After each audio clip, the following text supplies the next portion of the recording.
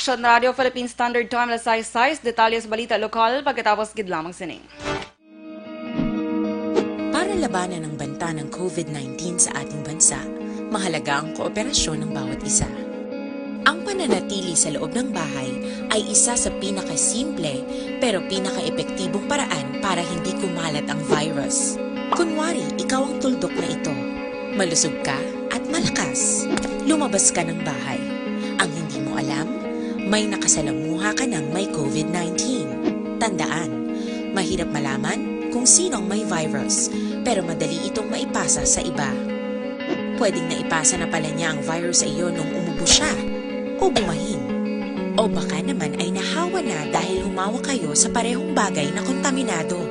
Ngayon ay mayroon ka na ring COVID-19. Isa ka ng carrier na makakahawa sa iba. Dahil maaaring ilang araw pa bago lumitaw ang sintomas na ubo, sipon, hirap sa paghinga at lagnat. Pwede ring wala kang nararamdamang sintomas, ngunit nakakahawa ka pa rin. Pag-uwi mo sa bahay, maaari mong mahawahan ang iyong pamilya. Kasama na rito ang lolo at lola mo o ang mga magulang mo na may edad. Sila ang may pinakamahina na depensa laban sa virus. Ang mga may sakit sa puso, diabetes, high blood, at iba pang pre-existing conditions, at mga buntis, mahina ang panlaban sa COVID-19.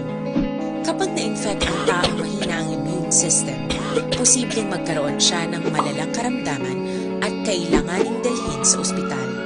Sa patuloy na paglabas ng bahay at pagpunta sa pampublikong lugar, tinatayang maaari kang makahawa ng 3 pang tao at sila makakahawa ng mas marami pang iba.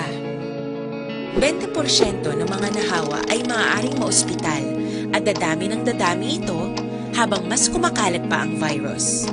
Bukod sa dumaraming COVID-19 patients, marami pang ibang may sakit ang nasa mga pagamutan. Ang mga pasyenteng malubhang-malubha na ang karamdaman, hindi na maaasikaso. Wala ring lugar para sa mga pasyenteng may ibang karamdaman. Kaya nating iwasan ang patuloy na pagkalat ng COVID-19. Balita Sunday Edition sa Aksyon! Alas 6:08, Aksyon Radio Philippine Standard Time, pabalik sa Aksyon Balita Sunday Edition, detalye na sa mga balita lokal.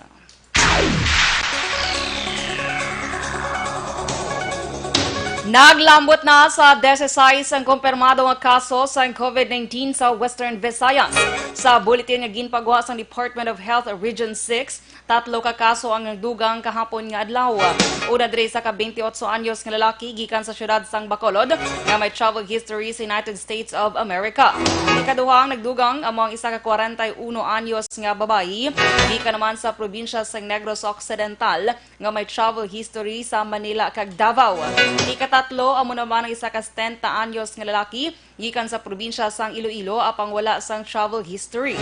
Sa karon ang Bacolod ang may 5 ka COVID-19 patients, samtang isa naman sa Negros Occidental.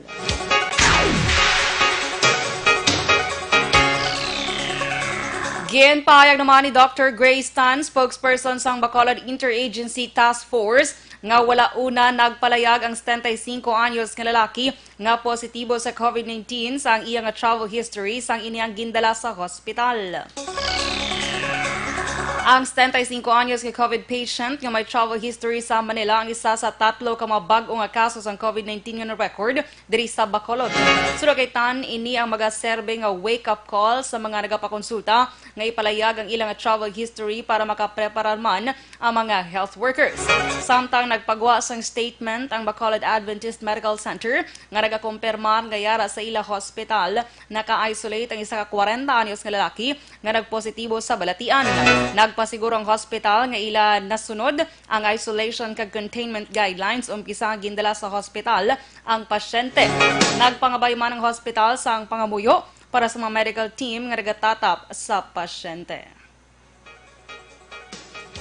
Patient is from Bacolod, had a travel history to Manila, pero ang problem in I think this one, complaint sa hospital kay he did not initially declare that he had a travel history. Kabahin sang pahayag ni Dr. Grace Tan. Sa iban nga balita lokal, ginpaathag ni ABC President Lady Glas Gonzales nga maghimo makakuha sang quarantine pass ang persona nga hindi botante sa barangay apang dira siya nag-istar umpisang ginpatuman ang mga measure agud mapunggan ang paglaptas sa coronavirus disease 2019. Suno kay Gonzales, ang quarantine pass ginahatag sa isa ka lang ka miyembro sang pamilya nga mo ang magabakas ng kinahanglanon ka ang isang pagkaon kag bulong. Dugang man ni Gonzales nga validity sang quarantine pass tubtub lamang sa adlaw nga nagapada ng enhanced community quarantine. Para naman sa mga boarding houses, ang landlord naman o kung ang landlord lamang ang hatagan sang quarantine pass.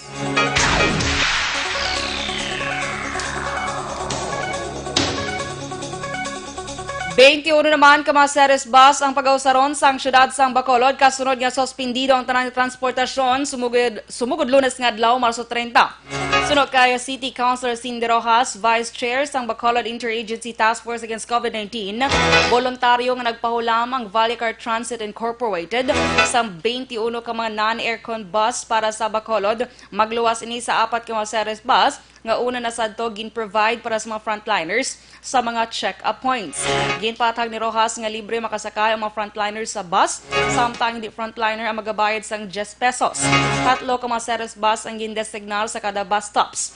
Ang syudad ang nagdesignal sang 7 tanan ka mga bus stops kag ang Cathedral kag ang Police Station 1 ang magaserbe nga point of origin. Suno kay Rojas, 40-seater ang bus pero 20 lamang ka mga pasaherong may face mask ang makasakay para mapatuman ang social distancing. Mag-aumpisa ang bagabiyake ang series bus las 6 ng aga tubtub las 10 sang gabi. For Monday, we have ginpahulam kita sang series 21 ka buses. Priority gid nga makasakay sini is ang aton nga mga medical workers, kag aton nga mga frontliners no, pareho sa mga police, aton mga army, mga coast guards no, kag iban pagid nga naga-provide sang aton nga frontliner job para sa aton nga pumuluyo. Kabahin sang pahayag ni City Councilor Cindy Rojas. Plano naman sang syudad nga ibutang sa youth home sa Bada Iskay sa Barangay Vista Alegre, syudad sang Bacolod, ang mga homeless o kung wala sang balay nga mga persona. Suno kay Pasita Tero, pamuno sang DSSD Bacolod, subong nga semana natala nga inspection kung iga-inspection sang City Engineer's Office kag sang ila talatapan ang pasilidad nga ginapanagyahan sang gobyerno.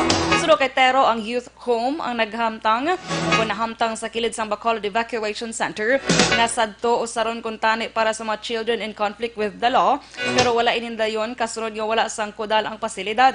Duga paritero, target nga ibutang sa mga pasilidad ang mga persona nga mga street dwellers o kung mga homeless kag ini ang iga-supervise sang anti-mendicancy team sang Bacolod. Ang youth home ang mayara na sang linya sang kuryente nga kag koneksyon sang tubig. Ang youth center, tabla pero ikatuan pa to namon. Kag ilang tawon, pero dako na siya. Human nga first, ang human bala nga first phase. Pinahuman na nga first phase. Nga sa time pa to kaday ma'am kag mayor. So lang tawon ka no, kag i-feedback. Kabahin sang pahayag ni DSSD Head Pasita Tero.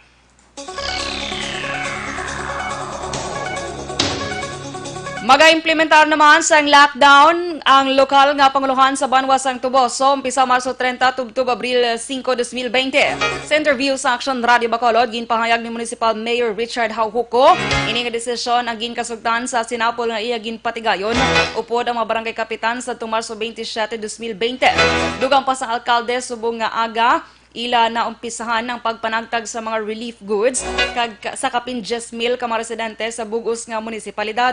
Suno kay Hauhuco nga sa period sang lockdown, wala sang sinuman nga residente ang makagwa sa ilang puluyan, magluwas lamang kung may emerhensya. Nagapati ang alkalde nga isa ini sa pinaka pag-un nga tikang agud mapasiguro nga hindi na magdugang pa ang pagpanglaton sa coronavirus disease 2019. Ang pagpaidalom sa bugos nga tuboso sa lockdown ay paagi sang alkalde sa executive order nga pagapirmahan subong man nga adlaw. Pahayag pa ni Hauhuco nga may baluan lamang kung palawigon pa ang lockdown o kung ipapanaog ang enhanced community quarantine matapos ang Abril 5.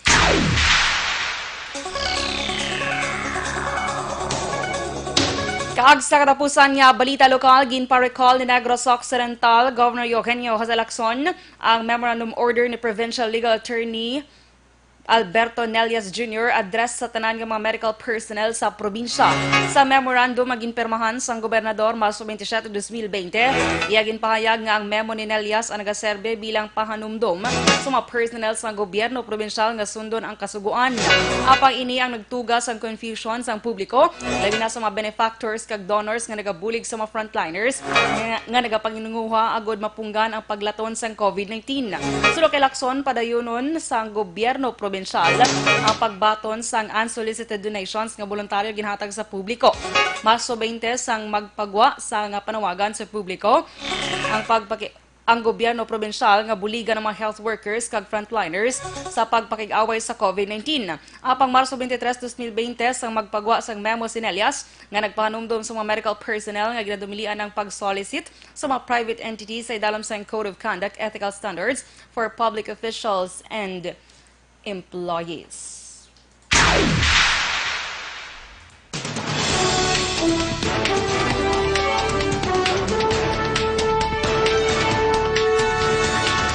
Alkalde kag madamong iban pa nagapangtubang sa kaso anggot sa pagpalaptas sang peke nga balita.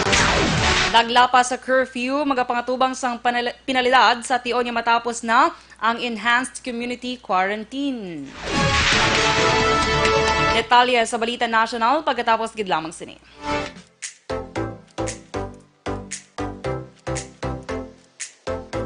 Mga ka-aksyon, madapos ang nagpalaylay ng pamaagi at protektahan ang imong kaugalingon batok sa novel coronavirus 2018 o ng COVID-19.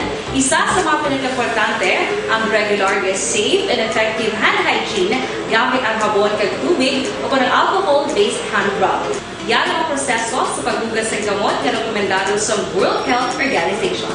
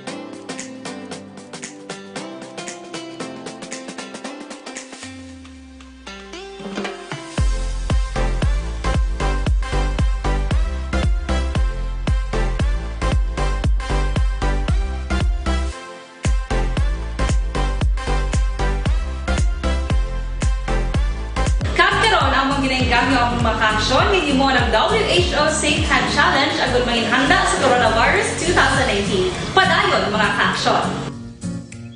Aksyon Radio! Last 6:19 Action Radio Philippine Standard Time, pabalik sa Aksyon Balita Sunday Edition. Detalye na sa mga balita national. 232 ka panibagong kaso sa COVID-19 ang nagdugang sa records ng Department of Health kahapon nga adlaw. Bangod sini naglabot na sa 1,075 ang kaso sa COVID-19 sa Pilipinas, 14 naman ang nagdugang sa listahan sa mga napatay, sa diin naglambot na sa 68 na tanan ang nagkalamatay sa COVID-19. Sa kabugusan, 35 na nakarecover sa coronavirus disease diri sa pungsod, Pilipinas. Ginpasaka naman sa Philippine National Police ang kaso kriminal ang alkalde sa Novelata, Cavite kag iban pa nga personalidad Agot sa pagpalaptas ng peking reports kag post sa social media, may kang tanan sa kaso sa COVID-19 sa syudad sa Cavite. Ginpahayag sa PNP Regional Anti-Cybercrime Unit sa Region 4A, ini ang ilasabat sa reklamo sa Cavite City Government nga nag-apelar nga si Novelata Mayor Dino Reyes Chua awang sa likod sa pagpalaptas ng peking impormasyon angot sa pinakaunang nga kaso sa COVID-19 sa syudad. Una diri sa ka-Facebook account nga may ngalan nga Maggie Bernal ang nag-post sang litrato angot sa mga ginalegar patients under investigation sa syudad kag gin-share ang wala na beripika nga post nga COVID-19 positive patient ang napatay sa Cavite Medical Center. Dugang pa ginakusahan man sa nasambit nga account ang lokal nga gobyerno sang syudad nga nagatago sa impormasyon. Sang ginosisa ang account na diskubrihan nga isa ka troll account ang Maggie Bernal kag ang matuod nga ngalan amo si Angela May de Guzman nga ginhimo ni Chua sadtong 2010 agud gamiton sa pagpangguma sa iya kontra sa politika kag magpalaptas sang intriga base man sa affidavit sang testigo nga amo naghimo kag ana administrator sang troll account. Nadiskubre man nga ang litrato nga gingamit hindi sa Cavite kundi halin sa syudad sang Makati.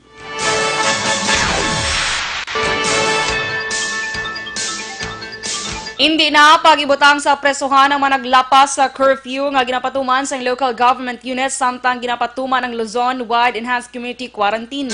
Sula kay Deputy Chief for Operations Police Lieutenant General Guillermo Eliazar sa rekomendasyon sang Department of Justice Secretary nga ilaman ginugyunan naghatag sang mando ang PNP Chief nga tanan nga curfew violations sa karon hindi pagpresohon apang magapatubang sang penalidad pagkatapos sang ECQ.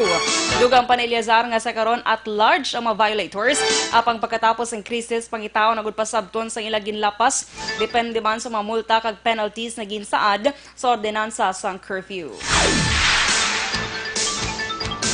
Ginpahayag naman ni Senator Manny Pacquiao nga nag-negatibo siya sa COVID-19. Sa iyang pahayag, nagpaidalom siya sa rapid test gikan sa South Korea. Dugang pa nag-self-quarantine siya umpisa Lunes kag tubtob karon, wala sang sintomas. Palayag sang senador, madugay na siya nga ginaganyo nga magpa-test sa RITM. Apang luyag niya nga may baluan sang tanan nga wala siya sa anuman nga sintomas kag maayo ang iya pamatsyagan. Nagbukas naman sa ikaduha nga dormitoryo ang Office of the Vice President para sa mga health workers kay iban pa nga frontliners batok sa COVID-19.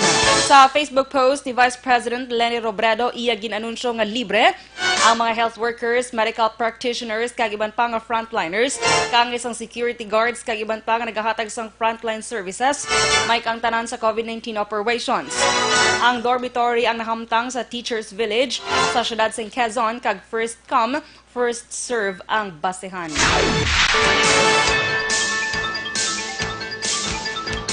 Ginkompirma naman sa Philippine National Police ay ikatatlong kaso sa COVID-19 sa ilang hanay. Sa reports ng PNP sa ka-35 anyos nga lalaki nga taga-syudad sang Pasay ang nagpositibo sa balatian.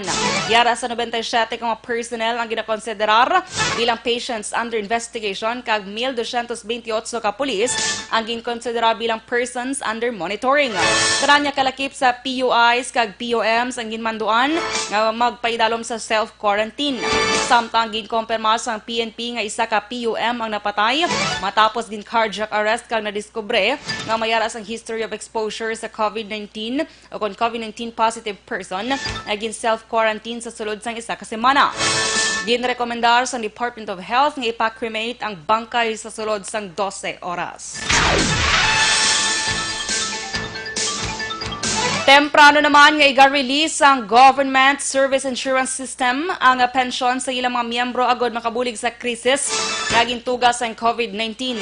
Ginpahayag ni GSIS President kag General Manager Rolando Makasait nga sa Abril 1, alas 9 sang aga ihulog nila sa ATM ang pensyon kag mahimong makuha sa Abril 2. Ulalabot sang pag-release ang pensyon ng GSIS, ang magatanyag naman sa isa ka bulan nga grace period para sa pagbayad sa mga premiums, remittances kag loans nga natalana sa Mayo 10 pa ang payment schedule.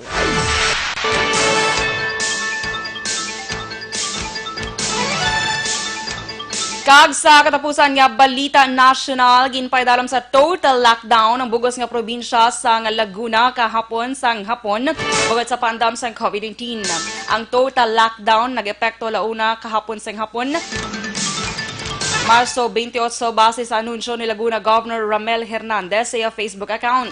Ginmando sa tanan nga otoridad sa probinsya ang implementasyon sa total lockdown kag istrikto nga pagsunod sa mga pagsulundan sa pagpatuman sini.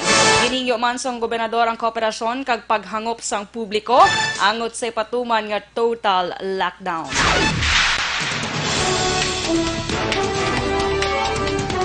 Las 6:26 Aksyon Radio Philippine Standard Time. Detalye sa balita international kag sports pagkatapos gid lamang sini.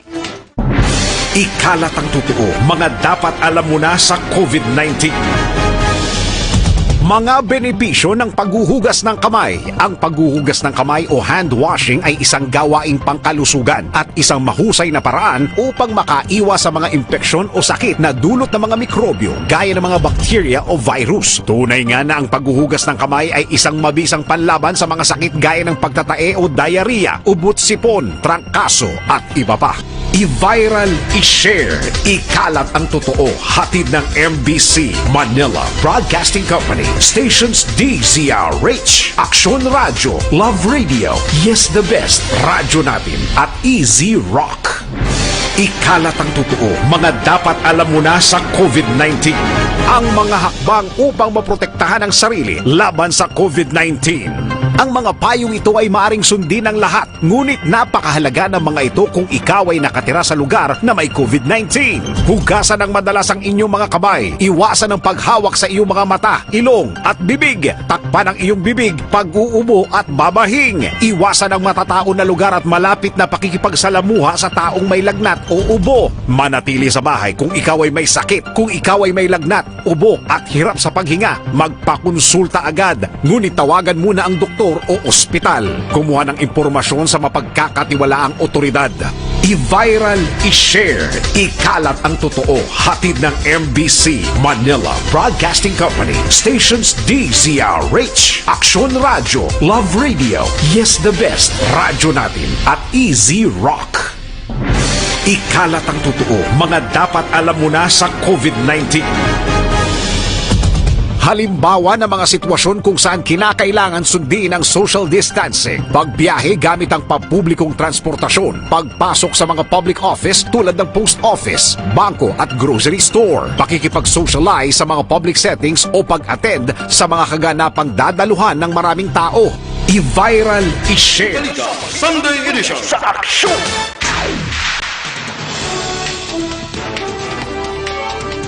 Las 6:28 Aksyon Radio Philippine Standard Time. Pabalik sa Aksyon Balita Sunday Edition. Detalye na sa mga balita international. Ginpagawa na sa publiko sa isa ka American-based laboratory ang isa ka portable test nga sarang madeterminar kung may coronavirus disease o COVID-19 ang isa ka tawo sa sulod lamang sang 5 ka minuto. Sa pahayag sa Abbott Laboratories, naghatag na ang US Food and Drug Administration kung FDA sa emergency authorization para magamit na ang test sa mga healthcare providers sa masunod nga semana.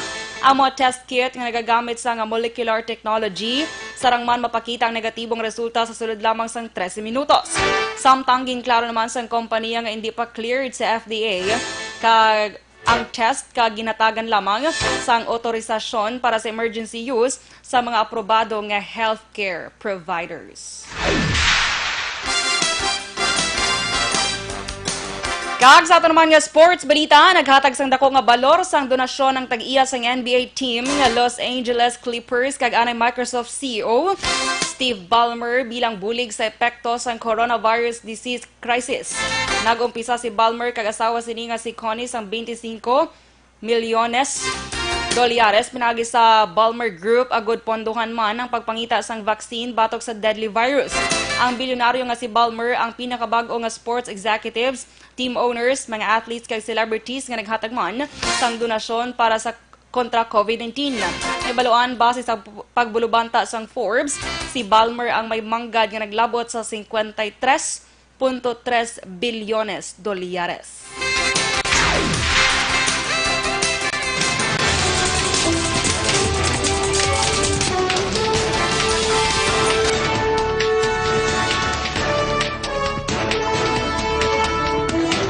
Kag inyo nabatian ang bugos nga detalya sa Aksyon Balita Sunday edition karon nga adlaw Domingo, Marso 29, 2020. Happy birthday Aksyon Eden Aboso. Enjoy your day and God bless you. Good morning man kay Charity de la Vega and sa tarang mga ka-aksyon tang nga nagapamati sa aton subong nga adlaw. Ni naman ang inyo tag balita ni sa Aksyon Dorel Cabatu. Una sa balita na sa Aksyon. Sa Bacolod, Aksyon Radio.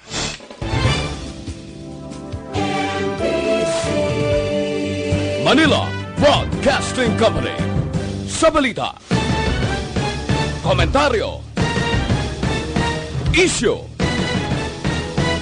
serbisyo publiko. Aksyon Radio. Sa Bacolod, Aksyon Radio. Aksyon Radio.